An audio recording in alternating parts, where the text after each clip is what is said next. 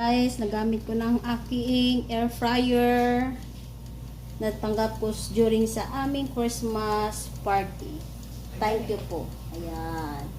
Mamaya ipasilid ko yung laman dyan. So, yun lang po. Guys, nana siya guys. Ang sulod. Oh. Hapit na siya ma-crispy. So, amo ni siya ang baliktaron na pod. Para ma-crispy kit siya guys. So, kung guys, manin siya guys. Oh. Finally, wow, ang sarap. Yan, parang crispy na guys. Oh. Crispy na crispy be. Uy, kulang pa.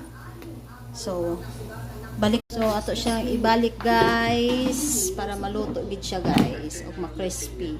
So, another 10 minutes. Yan. So, tingnan natin mamaya.